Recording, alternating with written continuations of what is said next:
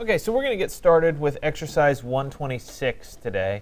And I would say that for me, this is when it starts to get fun because we start to assemble lots of different pieces together. You can create the big showcase elevations, plans, perspectives, etc. We're going to work through elevations today. Then we'll do plans on Monday. Then Wednesday before Thanksgiving, yes, we have class on the Wednesday before Thanksgiving. Right? My daughter's off the whole week next week, so you know that I don't want to be here either, but it is what it is, and yes, there is class on Wednesday before Thanksgiving. So on that Wednesday, we're going to work on portfolios, and so we'll go back through the portfolio thing. I'll talk about it some more. We'll talk about how you actually start to piece this together, and then the hope is that I'll spend time with each of you one-on-one and actually be able to talk about what's working in your portfolio and what's not. Some people won't be here that day. That's just reality. I've taught long enough to know that that's the way it works. So we'll do our best, and for those of you that are here, hopefully you'll get a bunch of one-on-one time, and that'll be good. When we come back, we'll continue with, let's see, we'll do a section, and then after that, we'll do a perspective. And so that rounds out the 4 views that are part of your assignment 106. Those are then due on, I think, the 7th of December. So we don't have a long trajectory to the end of class. It's wrapping up rather quickly, and that's the nature of the fall semester. You throw Thanksgiving break in there, and all of a sudden panic, and it's over. So it is what it is, but you guys get a long winter break this year, so that's good. We've done it before where we've had like 3 weeks of winter break, and you guys will have like 6 weeks of winter break. So it's not that bad, right? Okay. So we're gonna work today with an elevation view, or to create an elevation view. I have my 3D model built up roughly. It's missing a few windows, especially on the back side. But we're going to work with the front side here, or my north elevation, as part of this setup. So I have this set up. The first thing that I need to do is, in the world of SketchUp, I have to actually create the elevation view. And so we can start by going up to the camera menu and going to standard views, and you're going to pick the front, back, left, or right side view in all likelihood. Okay? So if I start by picking the front side, right, obviously that's not the view I want. Let me go back to my standard views, and let's try the back side. There we go. That's the view that I want. Okay? But this isn't a true elevation. It's a one-point perspective. Right? If we look at the edges of my building, they're receding to a vanishing point that's somewhere right here in the center, going back. And if you guys remember, we talked about perspective a little bit when we did that collaging with people way back in the beginning of the class. Right? So this is very much a one-point perspective, which is not an elevation view. We need this to become an elevation view. So I'm going to switch the projection mode. Again, it's under camera, and it's set up right now for perspective. We're going to change it to parallel projection. And when I switch to parallel projection, we will see this as a true building elevation. So there's no longer any vanishing points, no receding lines. It's just a flat view of the front of my building. Or I guess in this case, the back of my building. Okay? So at this point, I'm going to go ahead and zoom in a bit so that I can see the whole building. And then once I have the whole building showing on my scene here, I'm going to go ahead and create a scene so that I can come back to this view over and over again. And this is important because if you accidentally zoom or move or whatever, as soon as we start compiling images in Photoshop, we need them all to drop on each other exactly the same. So let me set up that view. And you can actually see that I've used this file many other times, so I have lots of different elevation views and that sort of thing. But I'll create a fresh one. So I'll click the plus sign, and we'll go ahead and create the scene. It's listed as scene 12. Let's rename that to be elevation north. Okay. And now that I have elevation north, right, that's my view that I'm going to start with my exports. And so just like we did in the Francis Ching Cube house, we're going to go through the same steps to do the export and get it ready for Photoshop. So I'm going to start by looking at the Styles menu here. And I'm going to go to my default styles, and I'm going to pick the hidden line style, which is right here. which gives me a basic line drawing. Now I have a few problems. One, I'm seeing the blue and the red axis line. I don't want those anymore. So let me go up to View, and I'm going to turn off the axes. Those are gone. Let me go to View, and I'm going to turn off the guides to get rid of that dotted line. And now I have just a line version of my drawing. Nothing fancy, just the lines. And so I'll go ahead and I'll export this. So I'll go to File, Export 2D Graphic. And we can, let me just make sure it's saved into my folder for today. It is 126, new folder, fall of 2016.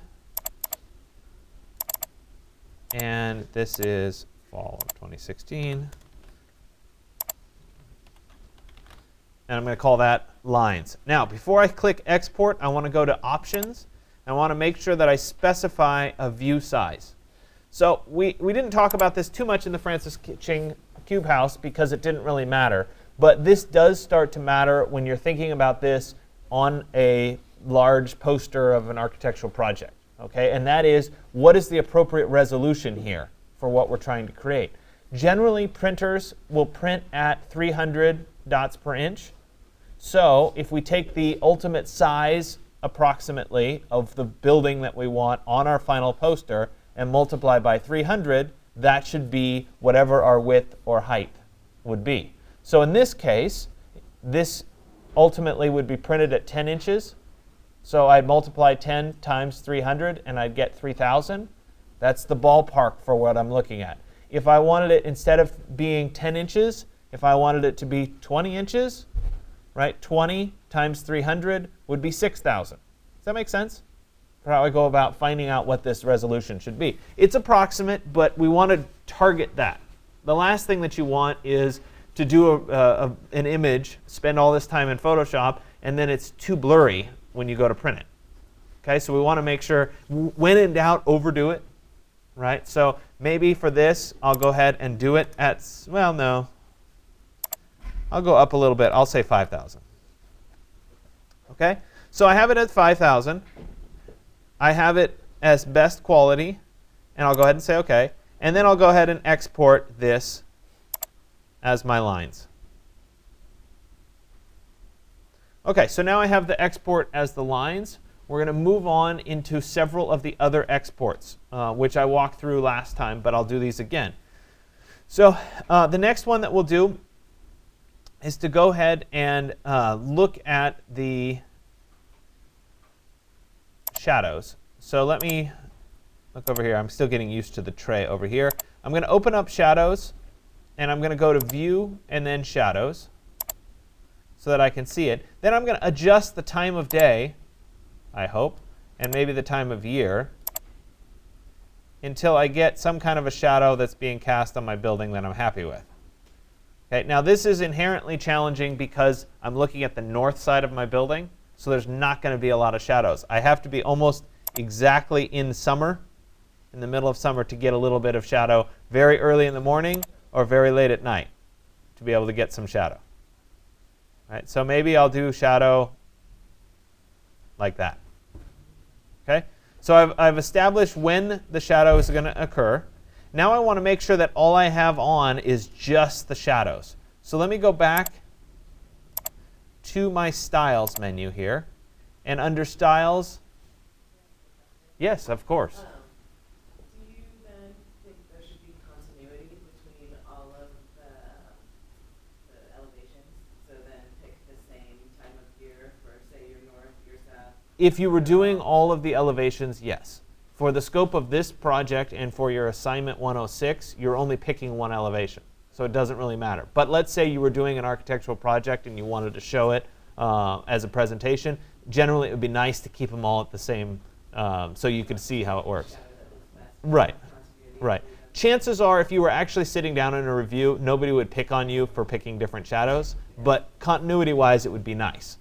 The other thing that people sometimes do is they do different elevation views at different times, like the winter solstice, the summer solstice, to show what the lighting conditions would be like at different times of the year, which obviously you could do here as well. The nice thing is, once you do your collage work in Photoshop, you could then go back and create a different layer for each time of year so that the shadows change and just drop that in to Photoshop. Same collage work, same background and everything. It's just the shadows that would change. So anyway, I'm going to go back, and under my styles here, I'm going to go to the Edit menu, and I'm going to turn off my edges.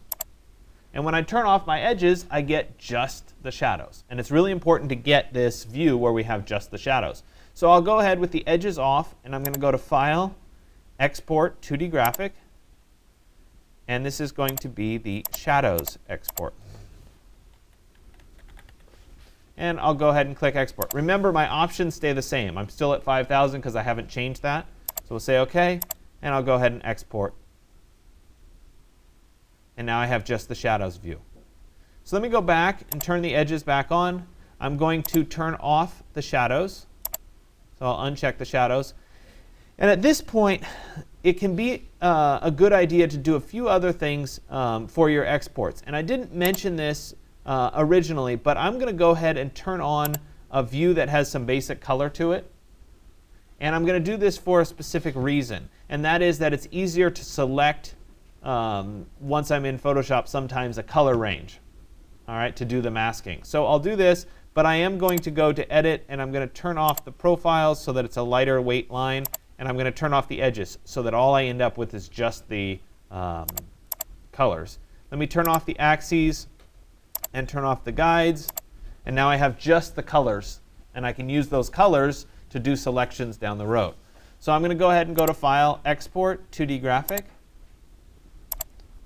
And I'm going to call this Color. And I'll export. OK, so now I have the color. Let's go ahead and go back to Select. I'll go back to Hidden Line, and we'll turn off my axes. We'll turn off my guides. And then I'm going to go to the Edit mode and all the way over. Sorry, I thought it was here. Yeah, there it is. Next one over, which would be the face settings. I'm going to click on X-ray. And I can see a little bit of the walls behind. In all honesty, when I'm looking at this, it doesn't really do much, right? In your particular building, it might help. It depends. So yes, I'll go ahead and export this as X-ray because I want you to do it. But in all honesty, it's not going to do much for my particular drawing. So I'll export 2D Graphic, and we'll call this one X-ray. And I'll click Export. OK, so I have the X-ray view. Now I'm going to do a few artistic styles. So I'll go over to my sketchy edges, and I'm going to pick the pen gray there, which makes it a little bit more casual. I do want to turn off the guides, the section planes, and the section cuts so that I'm seeing just the lines here. And then we'll go ahead and go to File, Export, 2D Graphic.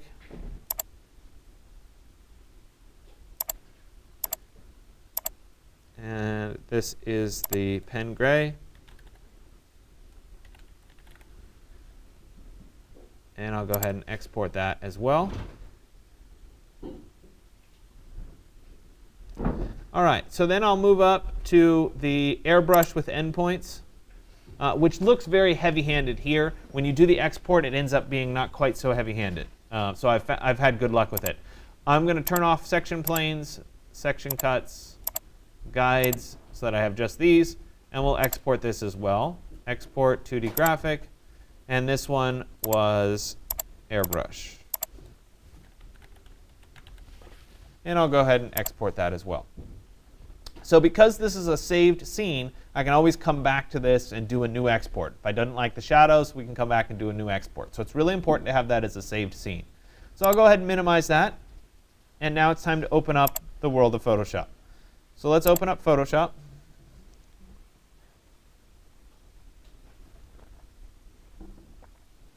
There it is. And I'll go ahead and go to File and then Open.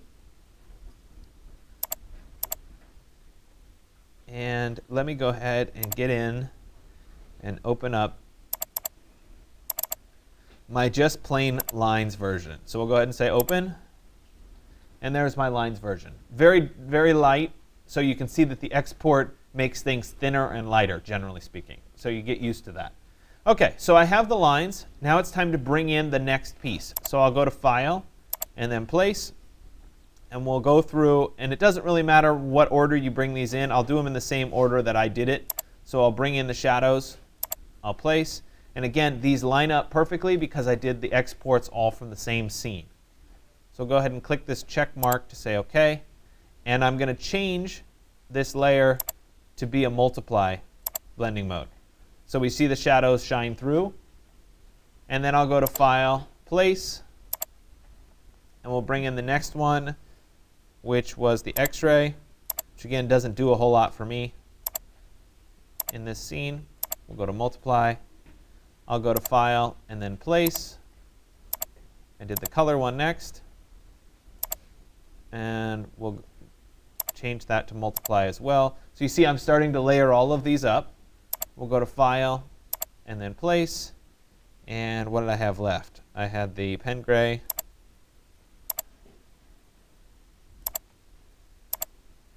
Multiply.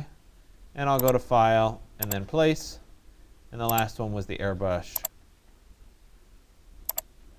You can see that the airbrush looks much less heavy-handed in this export. So you have to kind of get used to with the exports and see what looks good and what doesn't look good. All right, so once again, I'll change that to be in Multiply as well. So now we're seeing them all layered up with the shadows being cast, etc., which is exactly what I was after now that I'm in Photoshop. So now that I have all of these pieces together, now it's time to actually start doing the primary collage work for this particular elevation so that it starts to look like a good building elevation. All right, so let's go back, and I'm going to turn off like the color, make that go away, and we're going to start by creating a nice strong ground somewhere in the building. And so I have a nice line that's here, but in reality the ground is going to have a little bit of a fluctuation to it, and I want to create that. So I'm going to create a brand new layer. It's right here under Layer 1. I'm going to rename this to be Ground. And I will caution you, when you're creating and working on an elevation or actually in a view in Photoshop, when you create layers, name your layers, because as this starts to evolve as a Photoshop file, you could end up with 50 layers. And if you don't have good naming, it's going to be hard to keep track of how do these all go together, and which one do I turn on, which one do I turn off. So I'm going to leave this one as ground,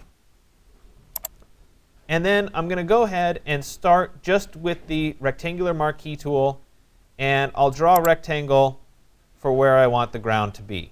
I might need to add a little bit more. Let's add just a whisker more.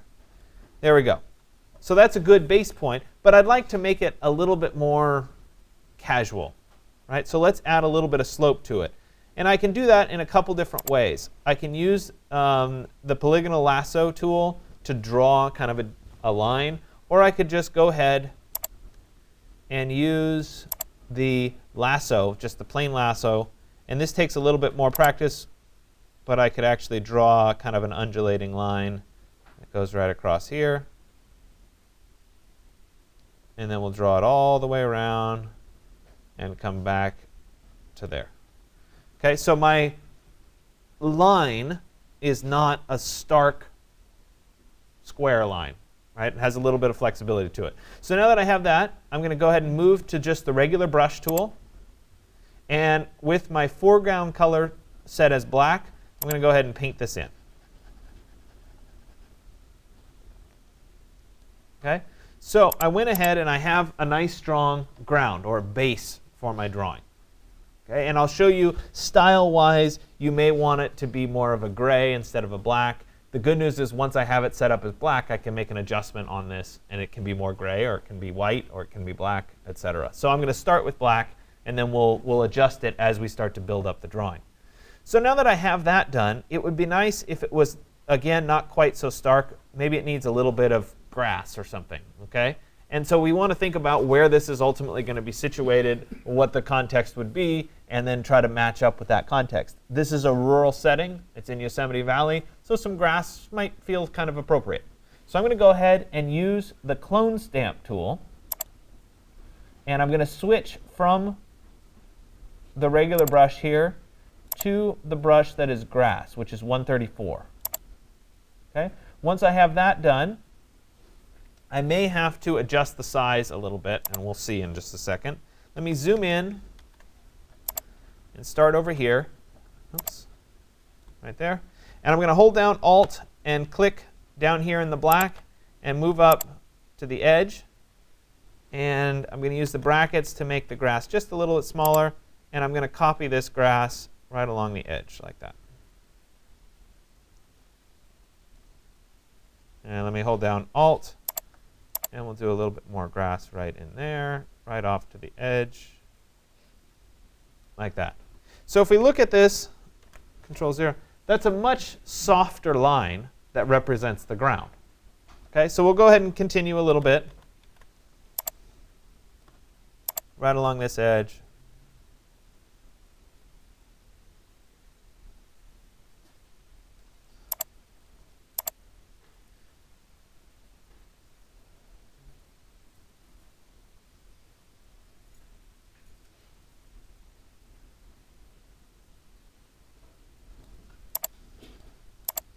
Bear with me, we're still going.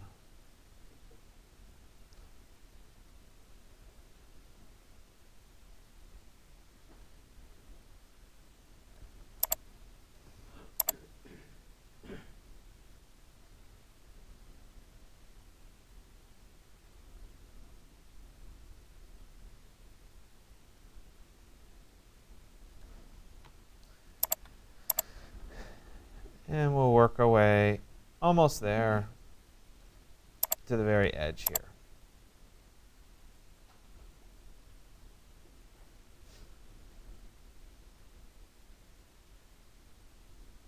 All right, so that's done. I'll press Control 0, and now we've made that bottom line not so stark anymore. Okay? And like I said, ultimately when we do some collage work, we might want that to be a lighter gray, we might want it to be white. We'll see, and I'll make that adjustment a little bit later on. But we're going to start with it as black. Okay, so now I have that piece of the puzzle done. Let's go ahead and add some backdrop for this wherever the scene would be. Now, in reality, we'd love it if we went to the site, we took our own site photos, and we used those to collage in the background because we would have a specific site context. Obviously, we can't afford to go on the field trip to Yosemite, as fun as that would be, so we're going to do the internet search method. So I'm going to open up Chrome, and I'm going to do a Creative Commons search for Yosemite, and I'll do Yosemite Meadow. In reality, that was not what I was looking for. There we go. In reality, our building would be a little bit more in a forested setting, but we'll go ahead and use a meadow because it gets rid of the trees in the foreground that we have to deal with. Okay, so I might pick something. Let's look at this one. Not bad. Okay, we have a little bit of hill. That's not bad. We'll go ahead and download that.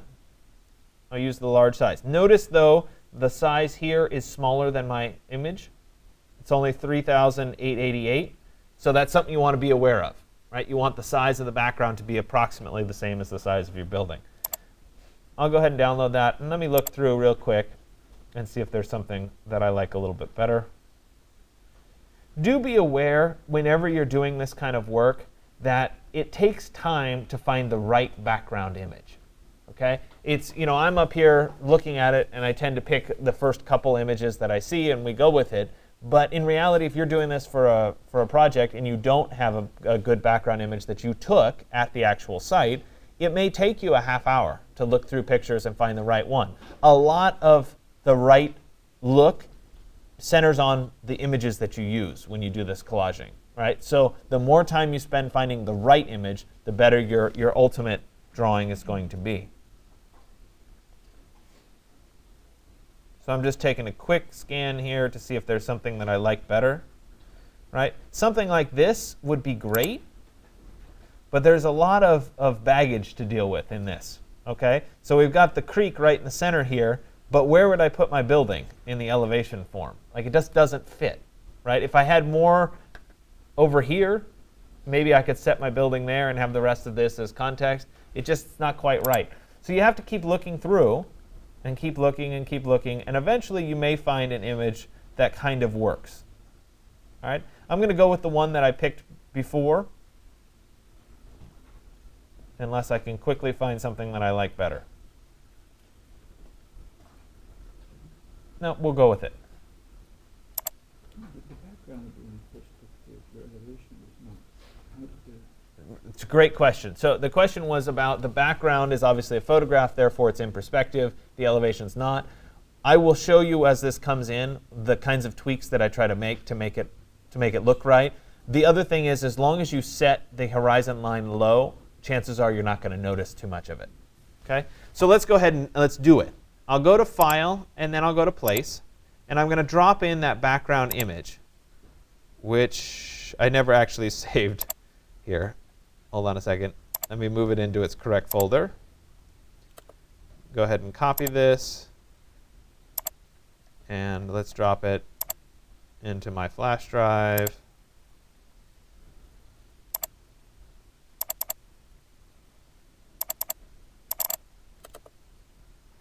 And we'll go ahead and paste that.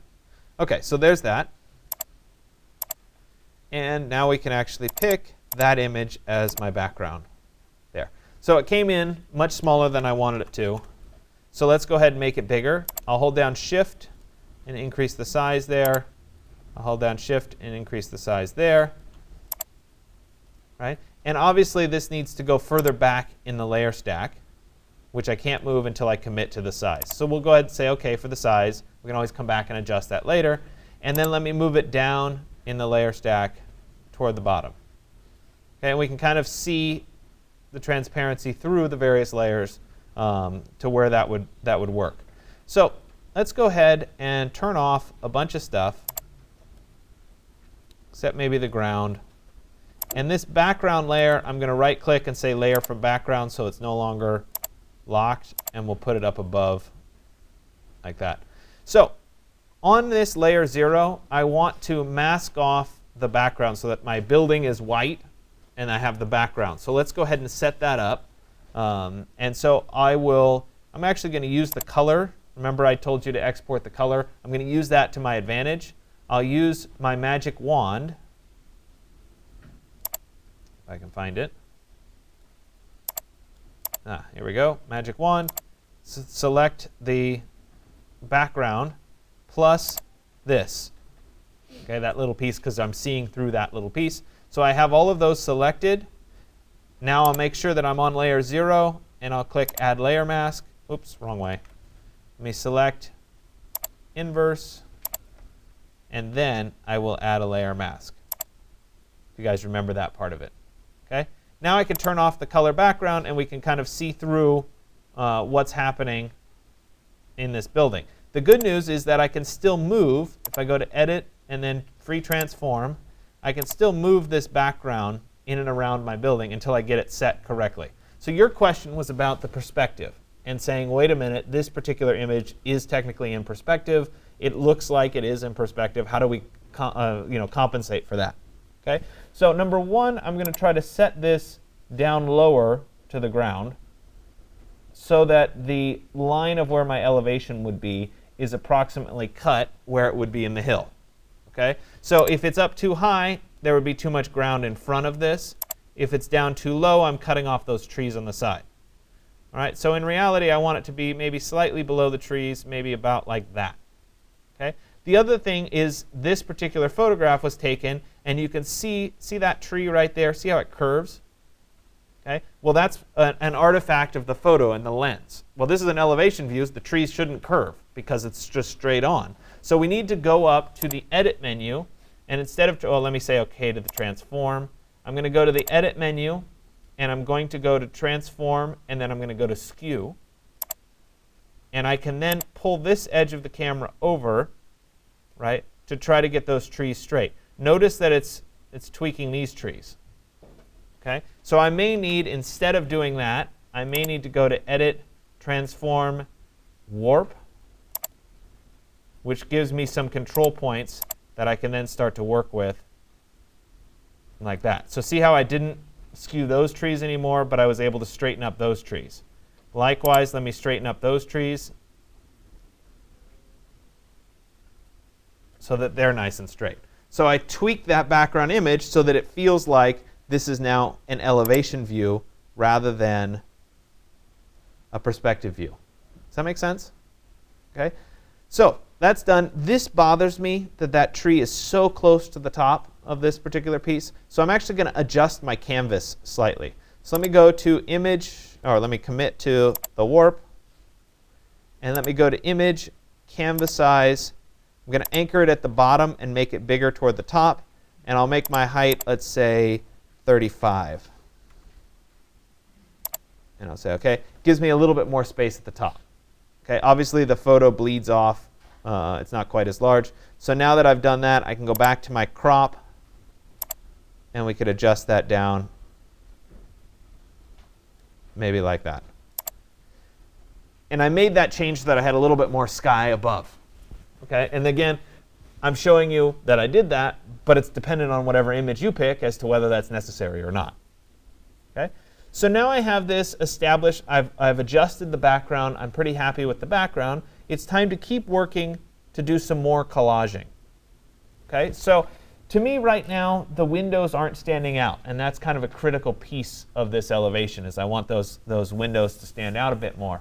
So let's make them stand out. Let me go online and let me search for an image of clouds. Okay, and I want to be able to use this as a background image. So it can't be too high. Yeah, something like that is kind of nice. Okay, so just some clouds. I'll go ahead and download that. And that's a good size. You see that it's 5,000, so that's good. And once it's down,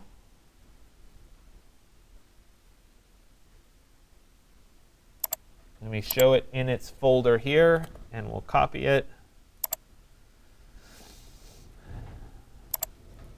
And we'll put it into today's folder. And we'll go to paste. All right. Now we'll go ahead and open Photoshop back up.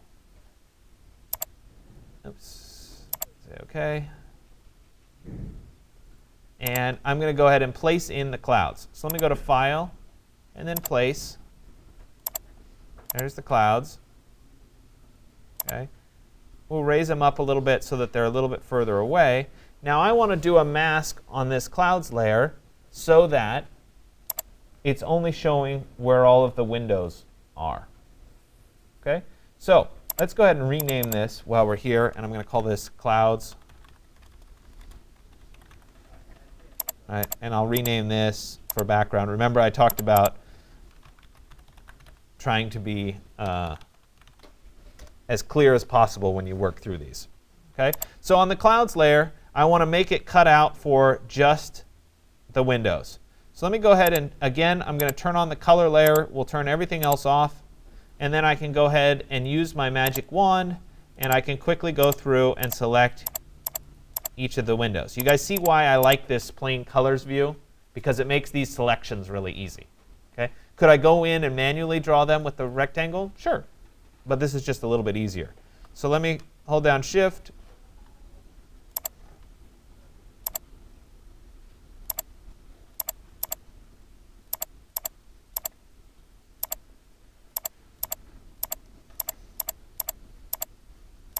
All right, so now I have the windows selected.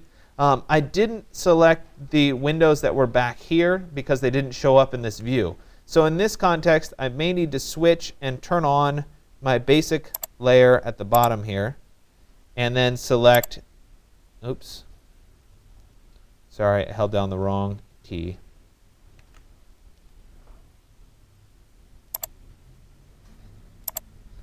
Those two, which are glass as well. All right. Actually, I think this is glass. OK, so I have everything selected. I'm going to go to the clouds layer, turn it on, and then click on the Add Layer Mask, which is right here down at the bottom.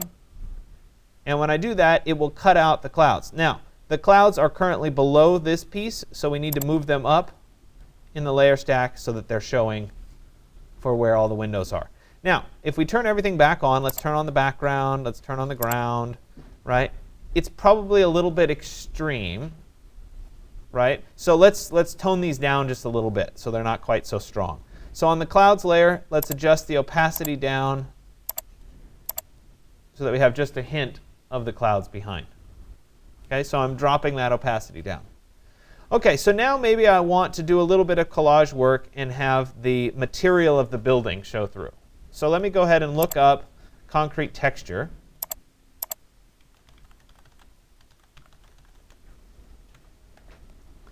And see if I can find something that I like.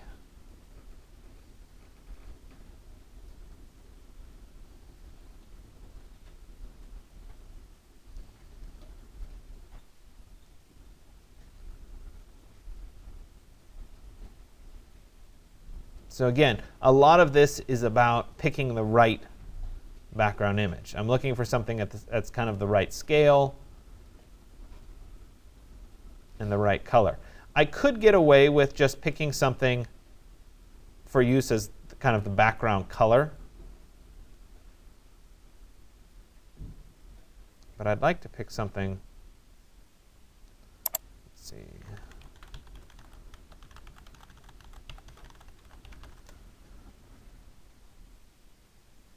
Oh, let me do a Google image search.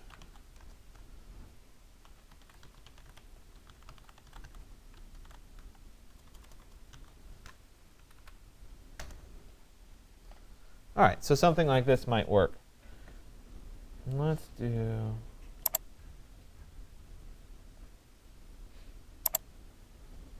the image here. Yeah, I kind of like that one. Okay, so let me go ahead and I'm going to save the image as. Let's go ahead and save it to my flash drive. And I'm going to pick today. And I'll save it. Now, obviously, this is much smaller than my building. So when I typed in and was searching for it, I was looking for seamless or tiling textures because then I can repeat the pattern. So let's go ahead and come back here. And for clarity purposes, I'm going to turn off stuff that we don't need and just leave this so you guys can see it. I turned on the airbrush just so that you guys can see it on the screen a little bit better. If I were working, I would probably just have that view.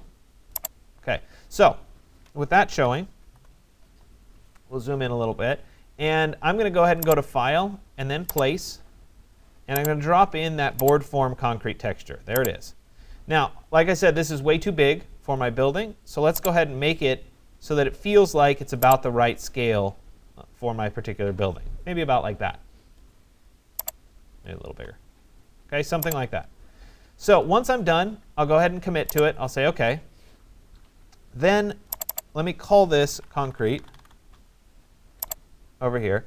And now I'm going to rasterize this layer so I actually embed the file. So it's not going to be a linked file anymore. So let me right click and say Rasterize Layer so that it's in the file. You see the little smart icon goes away. It's not there anymore. And then I will select it, and I just draw a box around it. It can be generous. It doesn't have to be right around it. I'm going to copy it. I'll go to Edit, Copy, and then I'll go to Edit, Paste, which gives me a second version. I'll use the Move tool to align the two together, like that. I'll press Control-V for another one, and another one, and another one. The good news is they snap together rather easily.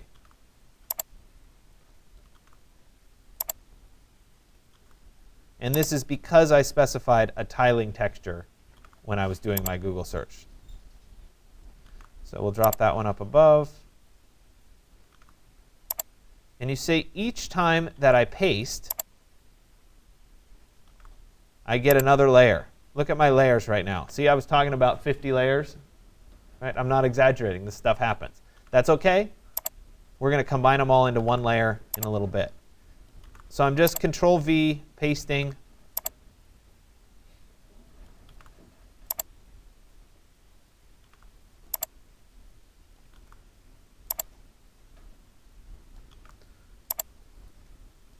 Almost there.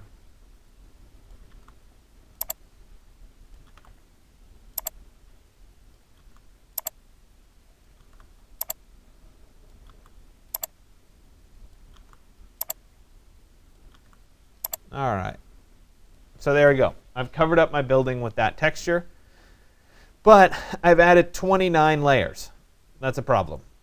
Okay, so what I'll do is over here, I'm going to select all the layers. So I started with the concrete layer, and I worked up to layer 29. I'll hold down Shift and select all the layers. Now they're all highlighted in blue. And then I'll go up to the Layer menu, and I'm going to merge layers. And all of those become one layer. Much easier. Let me rename this layer to be concrete.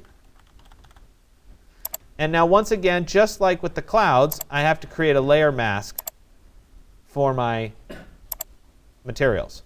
So I'm going to turn off the airbrush so that I'm looking at just the line drawing.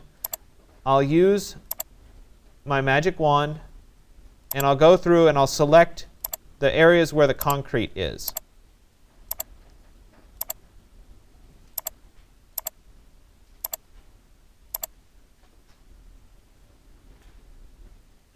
I'm just making sure that I've got it all. Oh, we need the stairs. All right, I believe I have it all.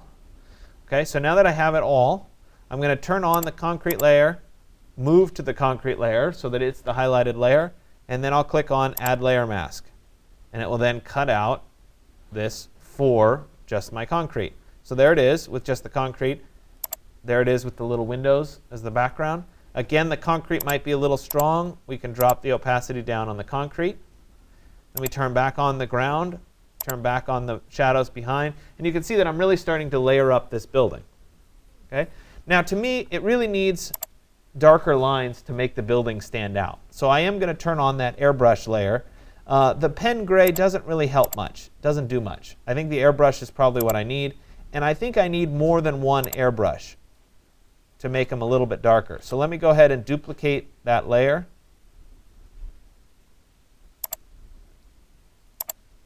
And that will punch out the drawing that much more. Okay? So I've worked through and I've created this drawing. As I said before, the ground may end up being too heavy if we start to look at this. It's a very color saturated image. Maybe I want it to feel more drawing and less photo. I could take the ground and I could go up to Image, Adjustments, Invert, and that would become white. When I do that as white, it's much lighter at the bottom. Okay? Likewise, I could take the background image and I could adjust the opacity down so that that's lighter. And then maybe the building stands out a little bit more. You have to figure out what the right look is for you. Right? The other thing that that happens sometimes is this can feel very much like you put it on a presentation board. It feels like a square. It has defined edges. Sometimes you want the background to fade away a little bit. So I'll add a little bit of a gradient to the top of the background here so that it fades from this kind of blue to pure white.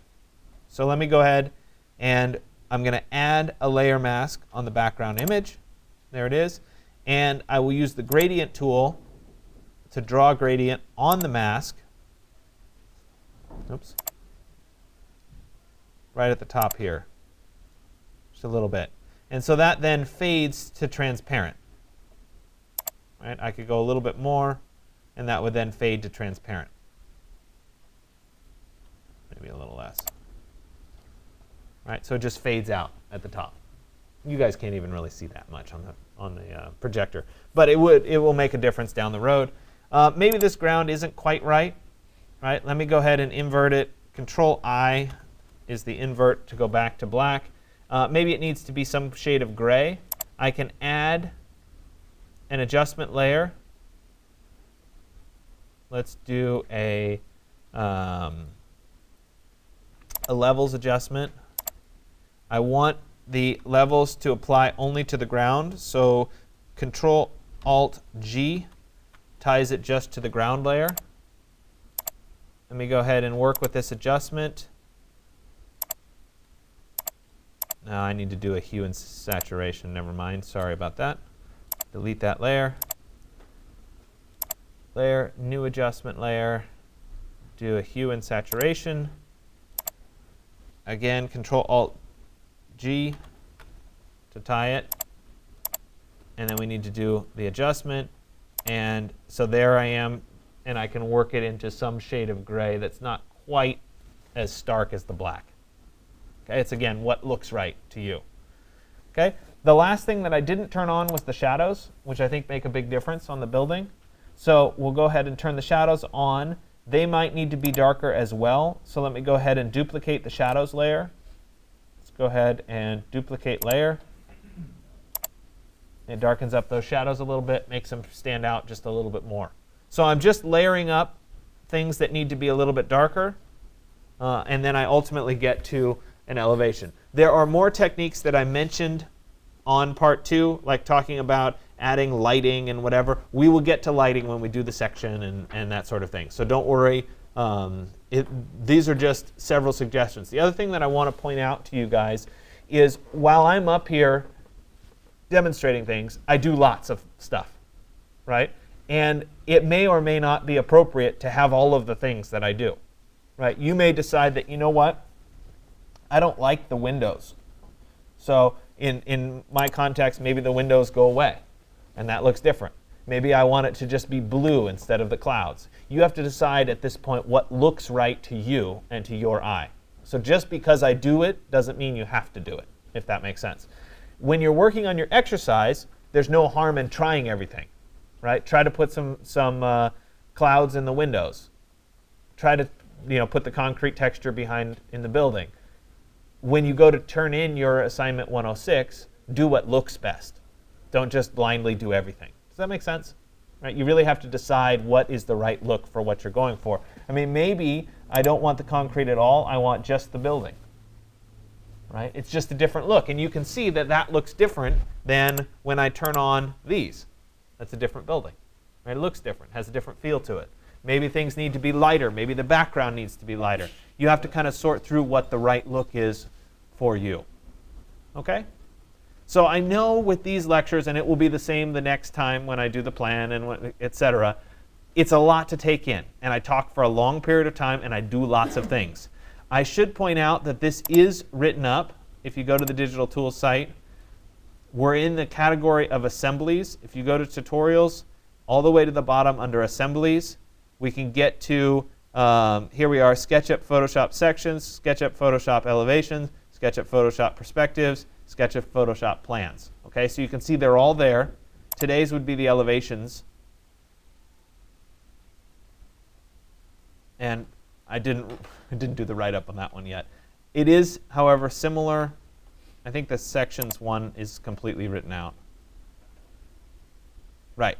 So this one's completely written out step by step on everything that I did in this particular scene. I did a lot of the same stuff here. And so, yes, it's a lot of steps to take in, but this is kind of how you learn the process. Okay? So I will continue to work on these write-ups so that you have more information and you can see all the various things that I do. But this is kind of the end. This is the assembly. This is where you put it all together. All right? Are there any questions? Now, remember, I'm here, so if you get stuck, let me know and I can help you.